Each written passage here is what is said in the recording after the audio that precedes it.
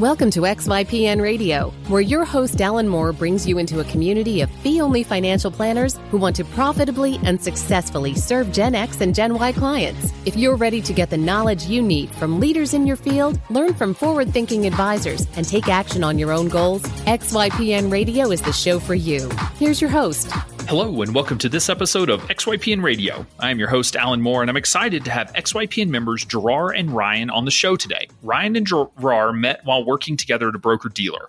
Ryan left and launched a financial planning firm back in 2014 and immediately saw success from online leads, many coming from Yelp. Jirayr ultimately joined Ryan and they formed a new entity and became 50-50 co-owners of the firm. We talked about their decision to become 50-50 partners, how they split revenue and handle clients they brought to the firm versus new clients, how they split duties, and the decision to rebrand the firm when they joined forces. They've had a lot of success targeting technology professionals in the San Francisco area and continue to see prospects coming to them from Yelp and other online sources.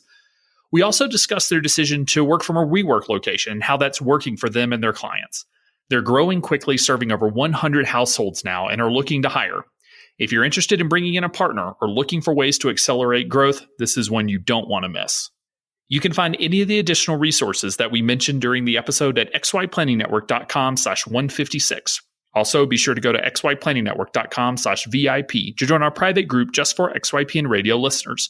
It's a community of advisors we've all been looking for that's there to provide support when we need it the most. Best of all, it's free. I encourage you to check it out. Again, that's xyplanningnetwork.com/VIP. Without further ado, here's my interview with Jirayr and Ryan. Hey, Ryan and Jirayr, thank you both so much for being on. Welcome to the show. Thanks, Alan. Thanks for having us, Alan. It's great to be here. Yeah, so we met at the NAPFA National Conference a couple weeks ago down in Arizona, and it was a great conference, always a great event, definitely on my top list of conferences I recommend advisors go check out, particularly as they're getting new in the industry and want to hang out with other planners like them. A lot of times events can be your odd man out, sort of the crazy one if you're a fee-only fiduciary, that sort of thing. So NAPFA, obviously a great home for those planners. But, in just chatting there at the booth, it was awesome to learn more and want to be able to bring you both on, learn even more and be able to share your story. So whoever wants to jump in, maybe Ryan, we'll start with you. Could you give me just a quick overview of a snapshot of the firm, how many clients you have, sort of overall firm structure, where you're located, and then we'll dig into the details as we go. Cool. Yeah. So we are located in San Francisco, kind of right in the heart of downtown San Francisco. And we focus mostly on Gen X, Gen Y clients, mostly in tech, surprise, surprise. And we have 25 million under management and we have a lot of clients. Jirayr, you might want to touch on that. So we have about 115 households located in San Francisco area, focusing on the tech professionals with stock options. Okay, so about 115 households then. And then are you doing financial planning as a separate fee, or is it primarily just the AUM side? Sort of what's that fee structure? Yeah, so we do it all on AUM. And this is something we're kind of always looking at, always experimenting with. But we go primarily off AUM. And then we have a minimum of $4,200 a year that clients would have to pay. So some clients pay an annual fee, basically of just $350 per month. So.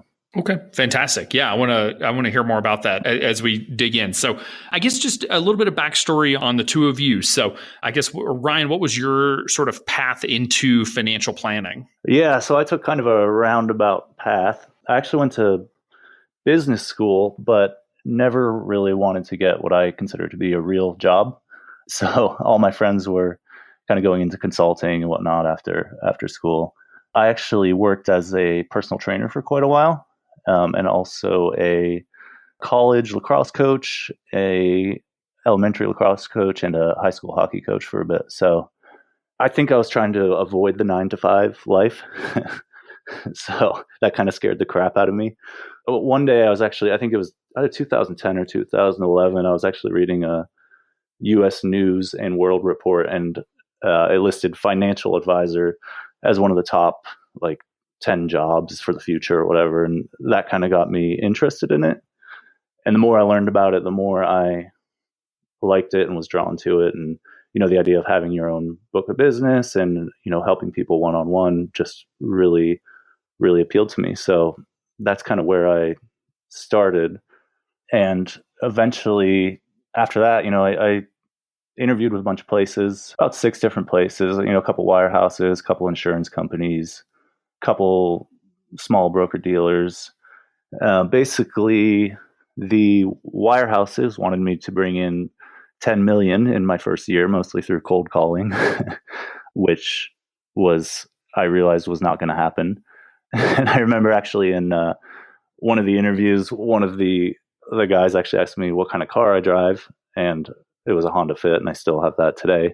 And he said I was going to need to upgrade to some sort of luxury car for like client meetings or whatever. And because you need that big car payment to incentivize you to work harder to be able to make the payments, right? Yeah. So basically I guess I would have to have done that, and then I would have been fired in a year anyway, because there was no way I was going to bring in 10 million in my first year in the industry. So that wasn't very appealing. And then the insurance companies, I kind of gathered that a lot of that was through cold calling as well. And then, selling I felt like I'd be selling a lot of insurance to friends and whatnot, and didn't really want to go that route.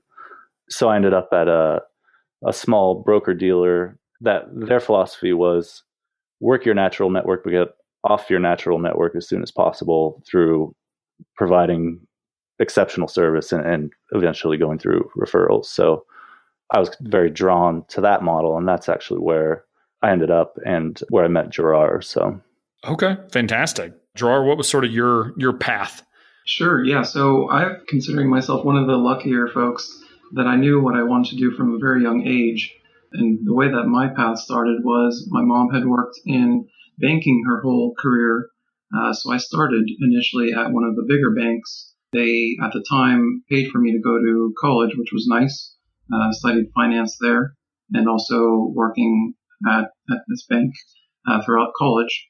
And I got a lot of experience on how the banking side of our industry works. Helped a lot of different kinds of people from a very wide ranges of life.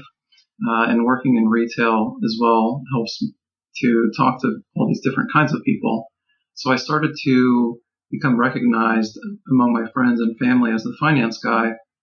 And people would come to me and ask at the time basic questions like how to allocate their money in their 401k and things of that nature.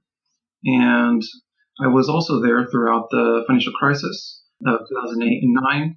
And in this bank, they had an office for the investment associate.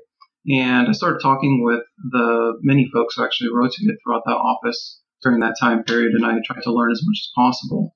And that brought me to realize I wanted to do financial planning and be in this career, but definitely not at a bigger institution like I was at.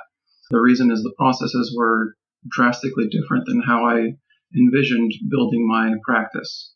So I had graduated college now and started looking at different financial planning firms and landed at the firm that ultimately Ryan and I would meet and work together. And we were both mentored by the principal of the firm, and we learned a lot about the financial planning and essentially how to talk to people and what the previous principal called the art and the science side of the business. The art being how you talk to people, the science being what, let's say, solutions or products fit well with these certain situations. And that we did comprehensive financial planning, but it was a bit more focused on the insurance side. So that's my story into financial planning. Awesome. So what was the path then for the two of you from that firm towards, ultimately launching your own firm? Yeah. So, when we were there, our boss wanted us to do, basically he wanted 10 handshakes a week, right? It was what he wanted us to do. That's what he cared about. Actually not too bad. 10's not too bad. I feel like 10 a day would suck, but it's still a lot, but. It wasn't terrible. It was doable, but that's what he expected. And we had meetings every Monday and Wednesday. And if you didn't have your 10 meetings, it was meetings with our boss were not very fun. But I don't know. I was there for 2 years, and I eventually I think became a little frustrated and kind of felt like there was a better way to do things. Our where we were didn't really have any web presence. We had a website, but I would rather my clients not have seen it because it was so bad. Especially being in San Francisco, you want a good web presence, and especially with our clients who are Gen Y and Gen X, they're looking you up online, and it's very important to have that. So there wasn't any of that. It was commission. We were fee based, I guess. So, but there was definitely commission products, and I didn't. Describing to a client how that works and how we were paid was just incredibly frustrating. I had been doing a lot of research and knew that I wanted to go to the fee only side of things because it just felt too frustrating to me. And I also wanted to get my CFP at the time, and I think my boss at the time wasn't super psyched, or he thought it was just a little too early for me to go do that. But I felt like it was very important. So I kind of just, after 2 years, and I don't recommend doing this, by the way, but after 2 years, I just left, and I was like, I'm going to just try to start my own firm and work only with Gen X, Gen Y people. Yeah, I want to be very clear. We highly do not recommend that. Sometimes I get fussed at because you're like, you're not telling the full story. So I'm going to tell the full story. Don't do that. Yeah, don't do that. But sometimes it works out for folks. So if that's your path, it's your path. I won't hate on it. But yeah, I mean, it's funny how that works sometimes. Well, and part of the reason it worked too is because I had no kids yet. I was allowed to take the clients I had with me, which was huge. So there was a little bit of revenue there already. Yeah, that's interesting that you could take clients. Is that something that you pre-negotiated when you, did you have that in mind when you were signing on there, or that just was a nice bonus you didn't expect? Yeah, it was actually made clear from the beginning that we had that option. If we ever left, that we could take our clients. So I guess maybe, I don't know if that's something unique to them or what, but it depends. Some folks will follow you out the door kicking and screaming and, threatening to sue you. Others, and, for folks that are thinking about leaving, we had one advisor that said all of their clients got a phone call the day they quit. And they said, well, we can't tell you why this advisor's leaving, but it's not good. Okay. And it was the same situation for you. I just, it's going to be a transition. So there's definitely some shady stuff that goes on, but in your case, not. So that's fantastic to hear that still works sometimes. Yeah, it worked out. They all came with me, and it was great. And it also it all only worked because my wife was very supportive of it all, and she had a job too and was doing well. So and willing to support me for a while I tried this out. So I figured at the time I was like, well, I might as well try it. There's a good chance I'll end up having to go do something else, but I just wanted to try it. So remind me, what year was this? This was 2014. Okay. So 2014. So it's been about 4 years now. Yep. And then how much, do you mind if I ask how much revenue you brought with you? Was it a decent amount, or, you're in San Francisco, so I feel like nothing is a decent amount, but. Yeah. No, it wasn't very much at all. I mean, it was probably like 10,000 or something like that. It was very small, but enough to help with at least the startup costs and whatnot. Okay, awesome.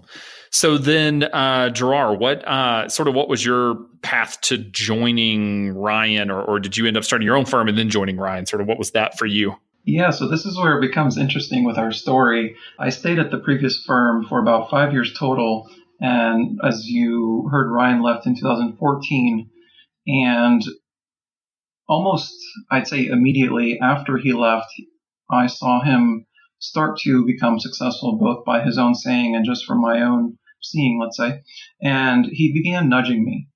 And he began poking me every single time we had lunch, which was often that we would have lunch together because we were friends before he parted ways with the firm, and I still wanted to keep in touch with him. And I'm the kind of person that is very analytical, sometimes too analytical. And I started to really take this seriously and think about if this is a possibility.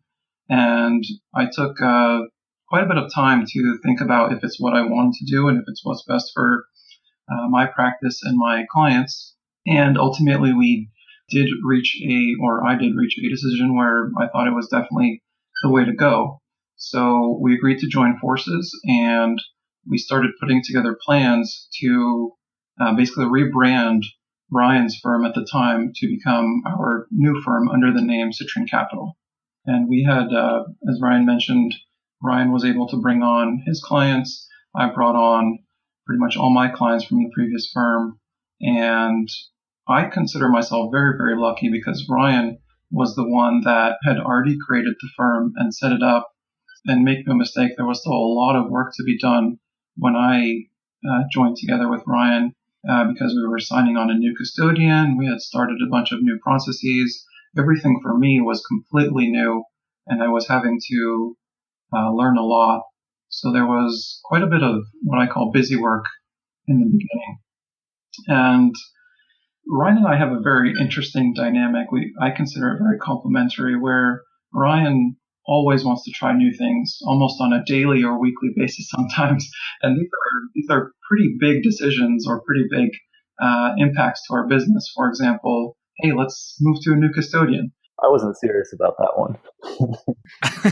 I'm the complete opposite in regards to that. I prefer to kind of sometimes bury my head in the sand, and we have our work cut out for us. We do the work, and not a whole lot changes. So Ryan is often the individual who comes up with the ideas, and we have a process which we've kind of adopted to either embrace it or shoot it down. Yeah, that's awesome. And I think having complementary founders, complementary owners is huge. I do think two heads are significantly better than one.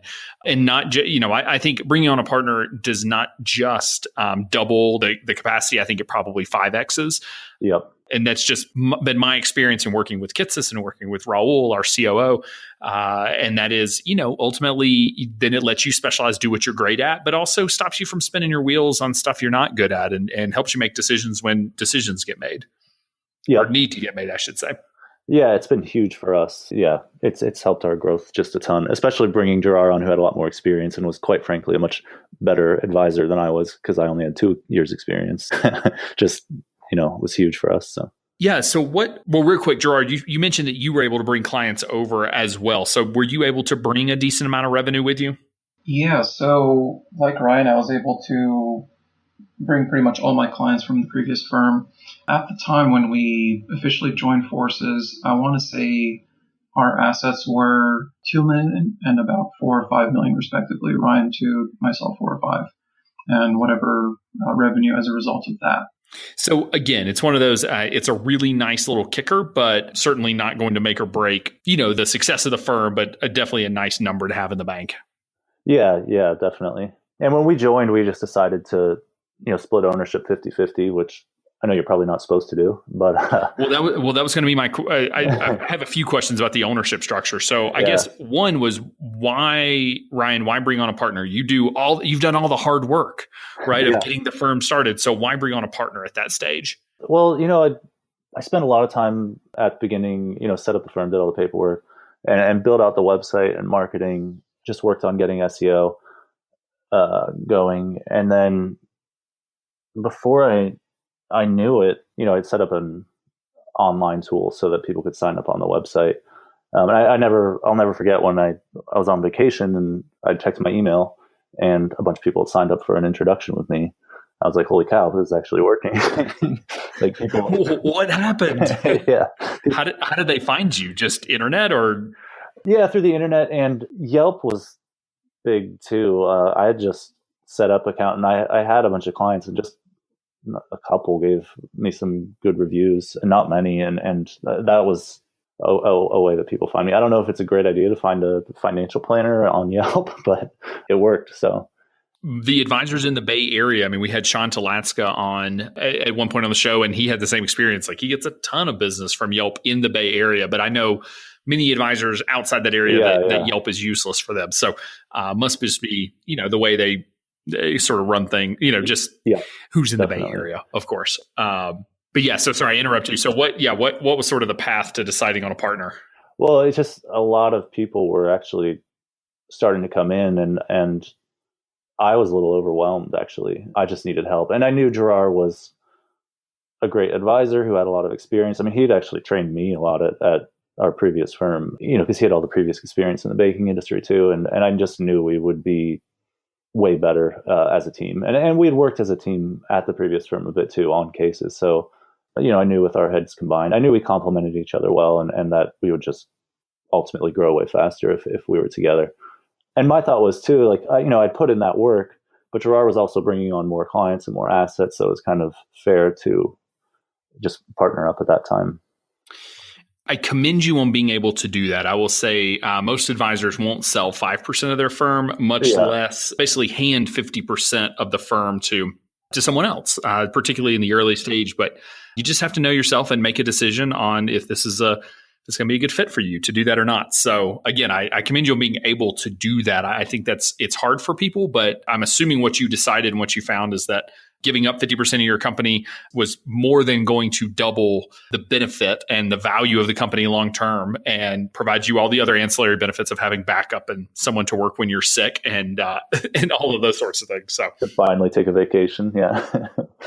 Awesome. Yeah. And it has done all that. I mean, we're definitely way better together. So.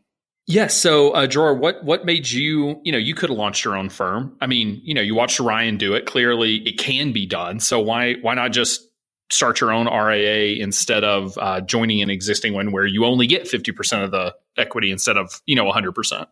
Definitely a good question. And yeah, I had, throughout that process, just thought about what my options were. Ryan and I, number one, shared an office together for his tenure at the previous firm. So I know we did work very well together. We did become friends. He became successful and quite frankly did a significant amount of the legwork already to get this started up. It, in my opinion, was a no-brainer.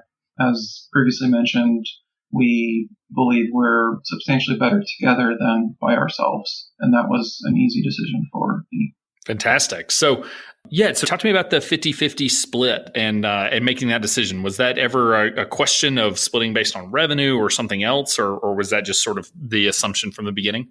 Sure. So the revenue actually was not split initially 50-50. The understanding that we had going in was we each had our own clients what we call legacy clients that we brought forward from the previous firm. Those were understood to be ours completely, respectively, of course.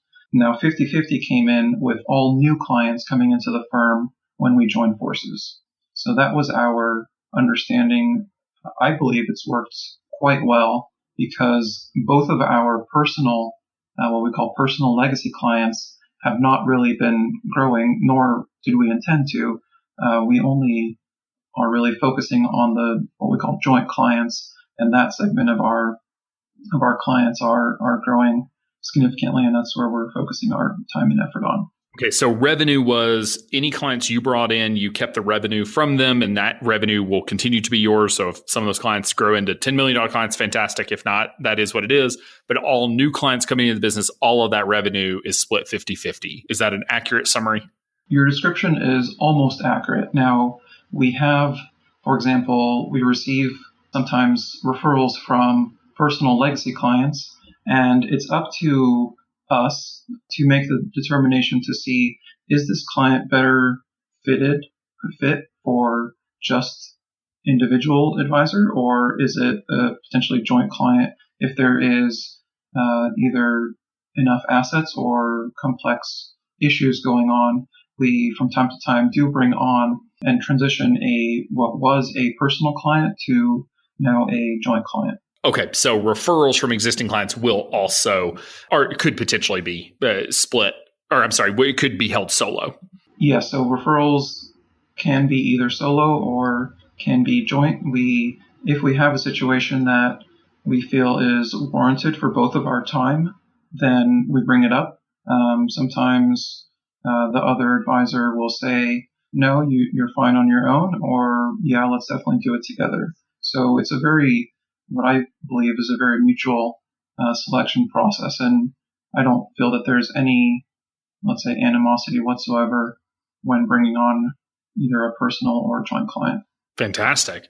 So what about the equity split? Sort of what was your, I guess, the conversation on equity versus revenue, or were they all just sort of tied in together? Sure. So the revenue streams, when I initially joined Ryan, like I mentioned, was just derived from the personal clients. And it took a while to build up the joint client stream. It was pretty easy to separate all the different streams out in our software, but that was the understanding. I will add too, we've talked a lot about just combining everything just for the sake of simplicity, and plus the revenue from our separate clients is pretty close to equal now anyway. We've just never there's so much to do. We've never made it a priority. Yeah. But there's been a lot of talk of that too in the past. So okay, but very cool. I mean, it's cool to hear how you handle that, because I know we actually, I would say merging practices is one of the number one questions that we get either at XY or me personally just getting emails about, hey, we want to hear more about how people handle this, which is why I'm sort of digging in to understand how you structured it, because there's no right way to do this. There's a lot of ways to do this, and it's just you have to find what is right for you. Yeah, and I feel like it's always going to be tough. I mean, there's just so many moving parts.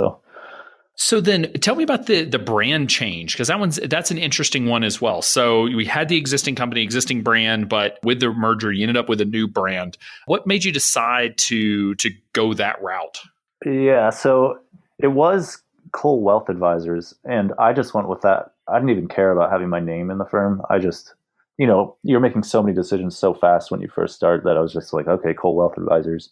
And I never really loved the name anyway. So Jirayr wanted to change it when we were talking about him coming on board, and I was totally fine with that. Cole or Cool? Cole, Cole, which is my last name. So got it. Okay, I actually did not realize. Okay, so it was a name. So it was named after you. That makes sense. Yeah.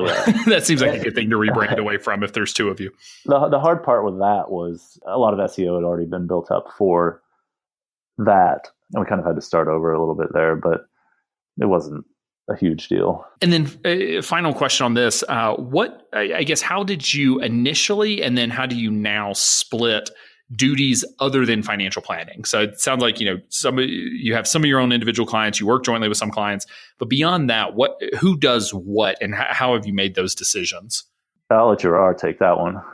Sure, I'll jump on that one. We have kind of just decided from the very beginning what we would be doing specifically and just ran with it. Ultimately, that will hopefully change once we bring on additional support folks, but basically Ryan does a good amount of the marketing stuff, digital presence, website, social media, whatnot, and recently started blogging as well. I'm doing maybe more so of the operational stuff, so that would be client applications, making sure they get set up on our custodian, all the, let's say, paperwork gets processed appropriately and sufficiently. I personally love doing the business development and strategy and marketing, sale, all that type of stuff. I just love doing that stuff. So, in my free time, on a Saturday morning, I'll do that kind of stuff. So I've kind of gravitated towards a lot of that. Yeah. And Jirayr has done, like you said, a lot of the operations type stuff. So. Okay. Yeah, that's a very common split. Someone's doing business development, someone's doing the operations. In your case, you're both acting as advisors, which also makes sense given the size. It's sort of hard to fund, two founders if one of them is not directly revenue generating because they're out just getting business, not performing any of the services. So awesome. Very cool. So do you have any anticipation about how that will change, or have you been having discussions on how that changes whenever you start hiring some of the support staff, or is it sort of remains to be seen? Well, we are hiring right now, actually. So, I always warn people not to say that on this show. You will get one or two applications. No. What position are you hiring for? That would be great. Send your applications. Paraplanner role to start out with. Okay. And is that going to be in person or virtual? So, I'm open to either. It all depends. I kind of prefer in person just because, we do meet so many of our clients in person, and I would like someone who wants to evolve and eventually start taking on some clients too, take some of that load off my plate. But I'm open to both, and we're meeting more clients virtually than we used to too. So, for the right person, we would definitely do virtual. All right. So go ahead and give your email address and cell phone number. No. So if you're looking, go to their website. You can try chase down the job posting. Yeah, it's an interesting place that we're in as an industry, and partially our fault, I guess, that just amongst XYPN members, and but that is around how do you hire that first person? Is it part-time? Is it full-time? Is it virtual? Is it in person? because long term, you suspect you want a full-time person, probably in person or at least available to meet, in person from time to time, because it's great for culture building, that sort of thing. Yeah. But we can't all afford, an advisor in San Francisco full time, right? Like it's not a small, dollar amount to be able to bring that person on. Yep. Yeah, and we're hoping to start full time and then have someone ramp up. I mean, start part time and have someone ramp up to full time soon is our thought. But yeah, it's tough, man. I never, you hear people say hiring's tough, and I'm always like, come on, it can't be that tough. But now I'm into it, I realize like it's very tough because you really don't want to mess it up. You want to find the right person that's going to be a good cultural fit and all that, and that's why they do all those, personality tests and all that stuff. So yeah. Yeah, I mean, it's a fair point. I mean, hiring the wrong person is the single most expensive mistake you'll make. And for a lot of different reasons, but we've even done this where, maybe we bring in a developer at AdvicePay, and developers are interesting because they're all great people. And just sometimes when you're great in one situation doesn't mean you're necessarily great in another. It reminds me a little bit of dating, just because someone isn't a good fit for you doesn't mean they're a bad fit for everyone. And so, yeah, you go through and like just suddenly a month of your life is gone and you've accomplished nothing because you're, spinning your wheels with the wrong person. Yeah. And the last thing I want to do is train someone. I mean, the training that's going to be a ton of time. I don't want to train someone and have them leave or them not be a good fit. So, yeah. Absolutely. No, definitely true. Well, very cool. So talk to me a little bit about the growth that you've experienced. So, you are sitting in the middle of a natural market.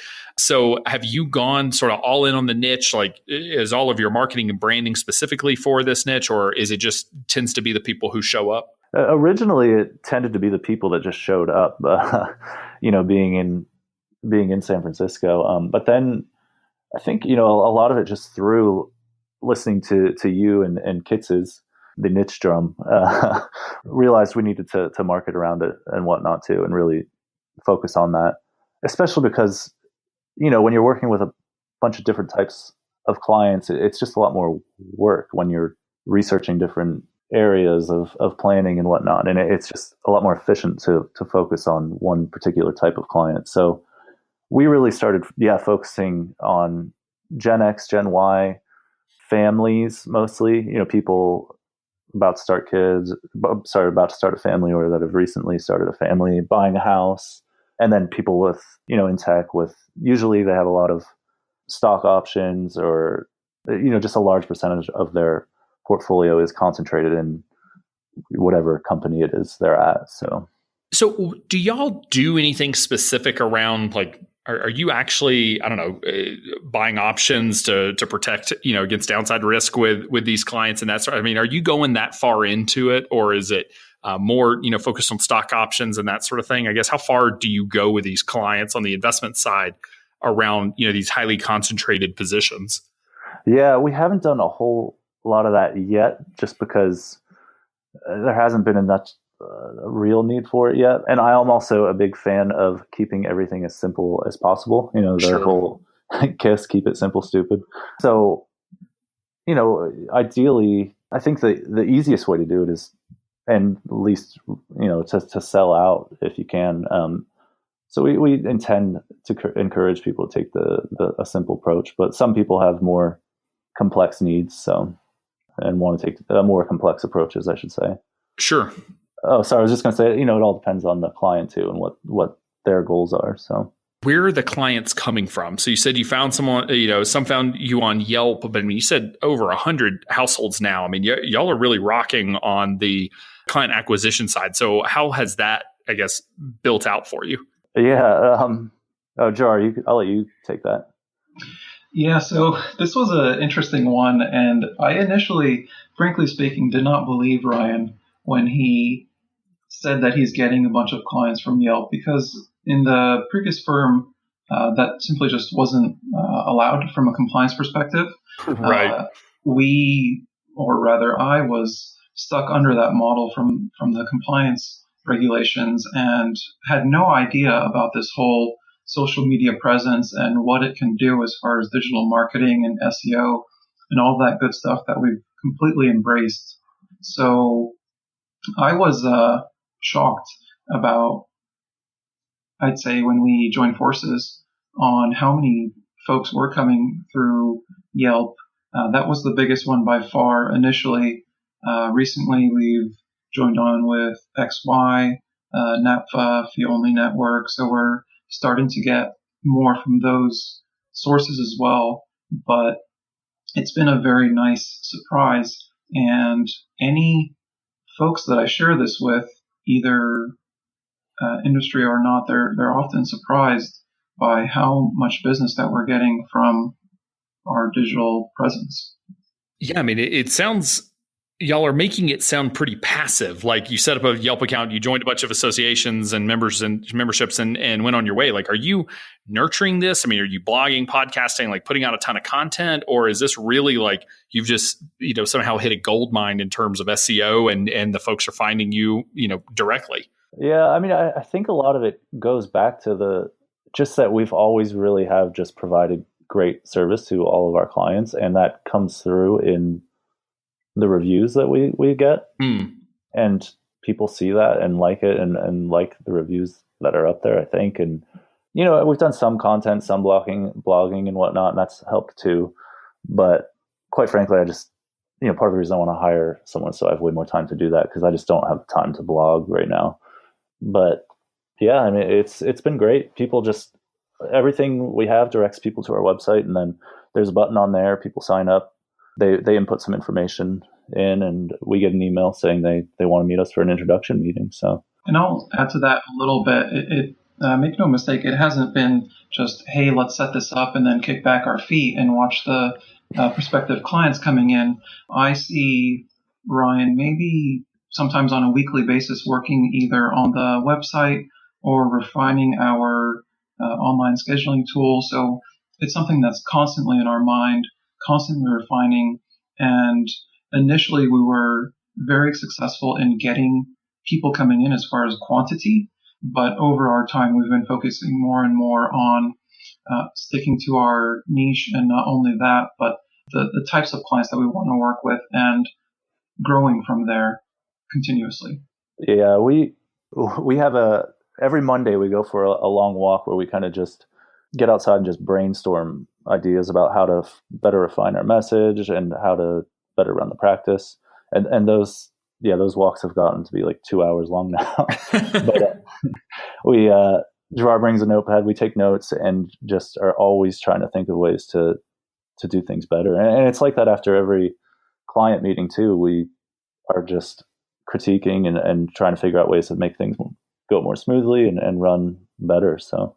Yeah, and that's why I was pressing it a little bit, because I know there's no such thing as a free lunch. There's no such thing as easy marketing. You can't just throw up a website and people show up. And I think people that are successful in many of their efforts, it is because they are just constantly tweaking. And they're making one small tweak a day. And by the end of the year, suddenly you have 365 small tweaks that, everything's 4 or 5 times better than it was before, at the beginning of the year. So that it's not a set and forget it. And that marketing can't be ignored, because if marketing is ignored, then eventually it just doesn't work. And you end up with broken links on your website, and people don't call you to tell you got a broken link. They just don't schedule a meeting. And these are the things that matter. So it sounds like, that y'all did the initial setup, but that it has been evolving, over time. And, I have your website up, it's very clear who you work with. You work with, it says helping Gen X tech executives, early employees, and their families. So yeah, I mean, that it's pretty specific. And when someone who is in that niche comes to your website and sees it, they think, okay, this is for me. Yep. And we've done a lot of work to, make that very clear, so that only those types of people are coming in, and other people are, finding other advisors that, suit their needs. So I guess, what are the big things that y'all are working on? I should stop and say, I love the concept of the long walk. That was that's a Steve Jobs thing that he recommended. Here in Bozeman, we get about 4 months of walk time. Oh yeah. And the rest I'm on my treadmill walking desk indoors. But I love that concept, because one, there's actually something that happens in the brain that makes you more creative when you are walking and moving. So it's awesome to be able to do that and helps you be more productive. But I guess what's coming out of those? I guess, what are y'all thinking about? Hiring is obviously huge, but what are some of the other things that y'all are thinking in terms of initiatives that are going to be worth your energy? Quite frankly, we discuss everything. There isn't any one specific thing that we're discussing every time we walk. It might be something such as a case we're working on where we want additional input, or we're working on it together, just discuss it further, talking about marketing, talking about anything operations-wise. This is often the venue for Ryan to come up with his big ideas, and me sometimes to get disgruntled, but then I'll think about it more and more. It sounds like my life. but as Ryan mentioned, these walks initially were, I'd say, maybe half hour max. Then they evolved into an hour. Most recently, they were over an hour and a half. We're very lucky that we just have waterfront that we get to walk along, and it's very as peaceful as possible, let's say. And we have ideas that we both bring. I'm taking the notes and taking all the action items that we need to do. So we're just making sure we focus on the business for at least an hour and bringing new ideas or focusing on old ideas. Yeah, the kitschy term now is work on the business, not just in the business. But it's so true. It's just taking, even if it's just an hour and a half a week, to be able to think about the business itself. Because I don't think folks realize how little time they spend thinking about the business when they get into this grind mode that you've been in. That you just have so much going on that, adjusting payouts to each other, isn't even a priority. So therefore, a lot of other stuff is falling down the priority list, which is totally normal. So just taking a little bit of time, focusing on the business, thinking about the business is huge, which, I think that's awesome. Yeah, definitely. And there's, you have less and less time to do that as you grow because the business just starts to take over your life. So it's hard to make that a priority and always schedule that time, but we make sure to do it. And it's, one of my favorite parts of the week is going on that walk and just brainstorming ideas. And like you said, like doing it outside has just been huge for us. I don't know, it definitely gets the ideas flowing and whatnot. Originally we did it inside and we decided to do it walking, and it's just way more pleasant. And I think we just think better when we're outside and walking. So. Sure. So can you talk to me a little bit about your fee structure? You mentioned it earlier with some of the AUM fees, but can you talk me through, as a new client coming in the door, how you structure their fees, what you base that on, and I guess any evolution of that or anything that has happened or that you're planning on changing on the fee side? Yeah, I'll take that one. Yeah, go for it. So our fee structure is such where we really only want to work with long-term clients, and we've set up our fee structure to dictate that. So there's two folds to it. Number one is a one-time financial planning fee. This starts at $4,000 and goes up to $10,000, depending on complexity and the amount of work we're doing. However, we waive that, and we actually only implemented it for really dissuading folks from just doing a one-time plan. But so we waive the one-time financial planning fee if they're moving forward with our ongoing services. So it's a combination of a minimum, which is $4,200 a year, $350 a month flat fee, covers all of our comprehensive financial planning services. And if you're above the $4,200 mark, it is just based on AUM. So it's a minimum fee, not a minimum asset, which, it's so funny to me that we're still talking about this, but the industry has always had we've always said minimum assets, which is a really strange number to say, like, oh, you must have $1 million, you must have $500,000. When in reality, it was just, we need to make at least $10,000 a year or $4,200 a year for every client that we work with. So let's just set that as the base fee.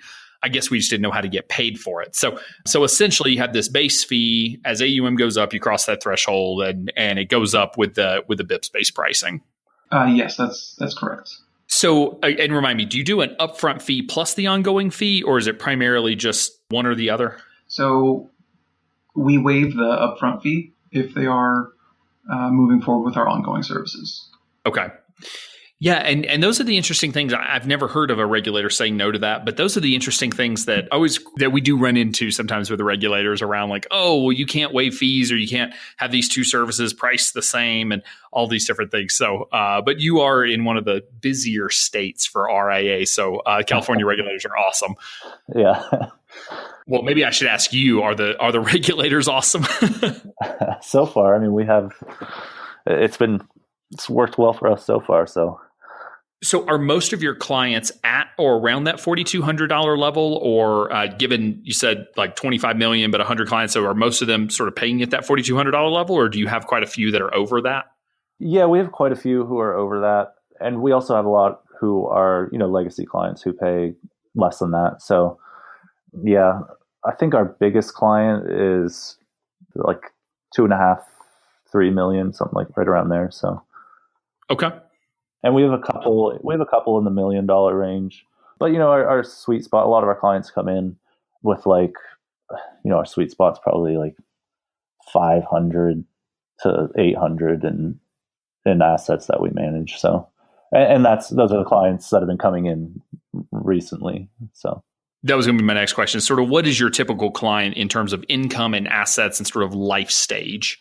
Yeah. So most of them are, I'd say, average clients like early to mid 30s to early 40s, right? Just right in that range.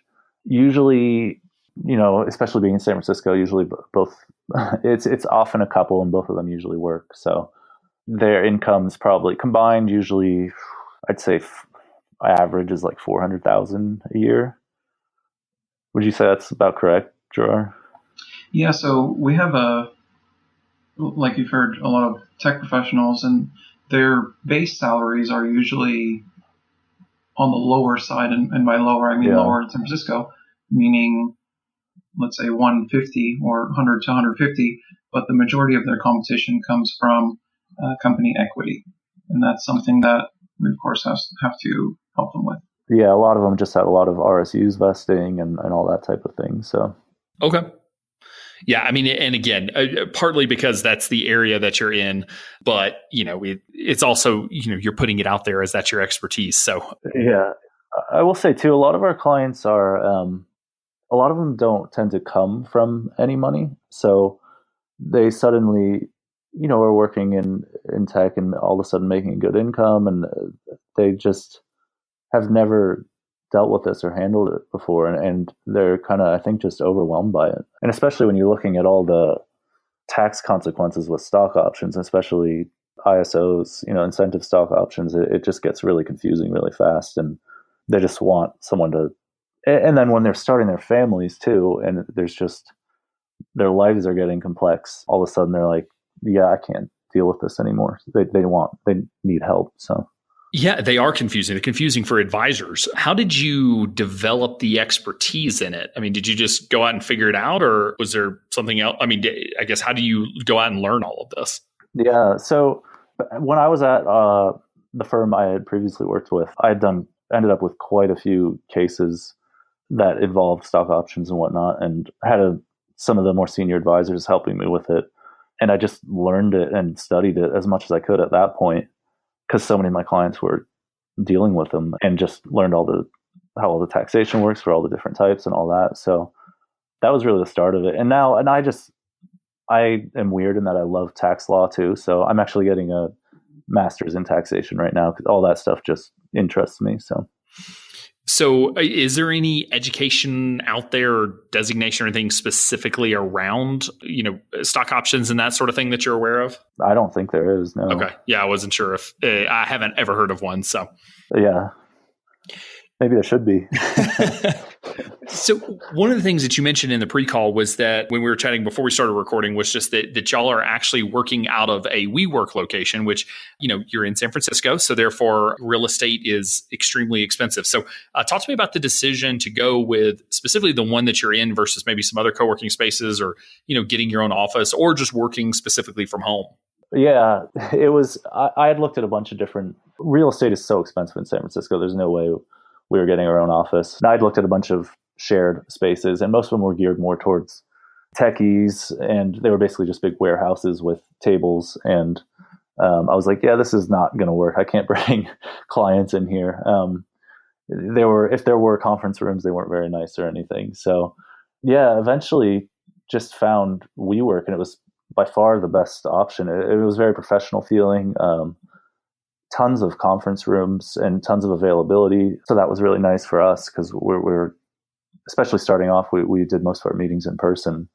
And it's just, yeah, it's professional, has a good feel to it. I mean, I love being in WeWork, and it's much more affordable than trying to find our own office somewhere. Yeah, and I'm a huge fan of WeWork. I was telling you this, I worked out of my first WeWork down in Denver, went to go see one of our partners, Robust Wealth, works out of one down there. And it was awesome. Like it was a little different than your typical co-working space. They are in most big cities now.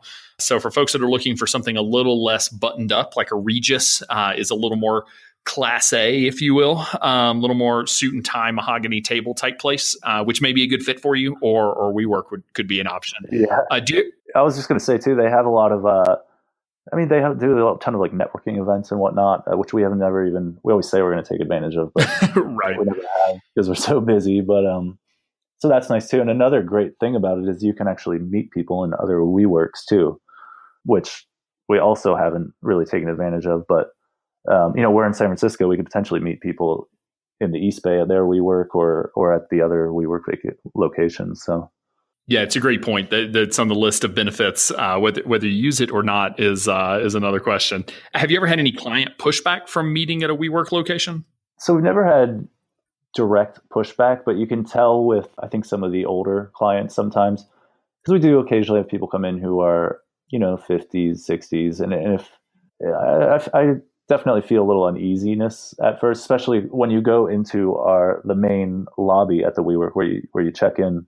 There's ping pong tables and foosball tables and a ton of people hanging out, right. And there's beer on tap, and so it's like it has that kind of feel to it. So it feels very San Francisco and very young. So some pushback or some awkward looks, but no actual pushback. It sounds like. Yeah, no actual pushback. And I think once we take them up to the floor our office is on and get them in the meeting room, it quickly goes away and they are fine for the most part. But I definitely feel like you can sense it. Some people are just like, well, what did I walk into here? Or like, they just, no one expects a financial planner to be in an office like that. I don't think so. Yeah, my big thing is just have a door. Like, and I know some folks meet at coffee shops and that sort of thing. I personally think that's a little uncomfortable meeting in a coffee shop just because you don't have any sound privacy. But if you can find a place with a conference room or with a meeting room, that's awesome. Yeah. So I guess we talked a little bit about sort of what the big projects are that y'all are thinking about. I guess before we jump in or sort of wrap up with the final question, I'd love to hear from both of you sort of what you feel like, several years into the business, like a couple of things that you've done that you're really proud of and big wins that you've had, and maybe one or two things that, maybe screw ups or fumbles that you wish you could have avoided, for the benefit of folks that are sort of heading this direction. Yeah, it's hard to count the amount of screw ups. Doing this, you fall on your face so many times, you screw up so many times, especially in client meetings and whatnot. That's just part of the growth process. You have to put yourself out there and go do it. And I think as long as you're learning from that and growing from it and evolving, that's just part of it. If you don't do that, then you're not gonna grow at all. Jirayr, anything you'd add to that? Yeah, the one big thing for me is to not be afraid of embracing new strategies, new processes, new products. As I have mentioned previously, I sometimes get too set in my ways, and that's definitely one of the areas where I wish definitely I would have been more open to embrace earlier on. It would have just been much more beneficial. Yeah, and I will say too, a big goal for us was that 25 million goal, because we had set it a long time ago, and it was just in our heads that we wanted to get there. So we went out and celebrated and got a lobster roll when we hit that. It was a good day for us. I love it. But I think it's important to have those goals. And that AUM goal, I think we set it early on, and now it doesn't even matter because a lot of revenue comes from people that are paying the annual fee and whatnot.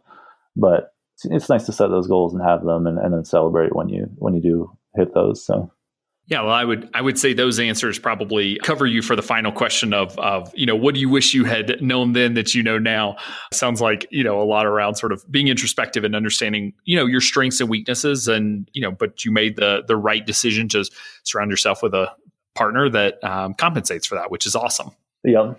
Well, fantastic. Well, Ryan, Jirayr, thank you both so much for taking the time, come on the show, share your path, which I think is actually, it's definitely one that a lot of our listeners and other advisors that are out there are interested in hearing about, simply because particularly because of the merger and, having two partners and two heads are better than one and probably better than two individuals. So thanks for coming on the show and sharing.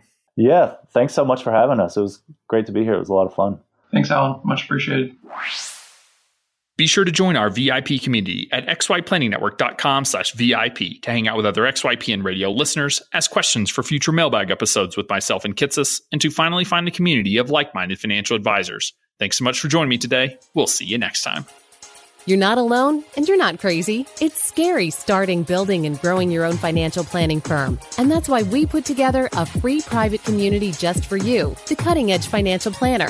Go to xyplanningnetwork.com/VIP or text XYPN Radio to 33344 and join a network of thousands ready to change the lives of Gen X and Gen Y clients.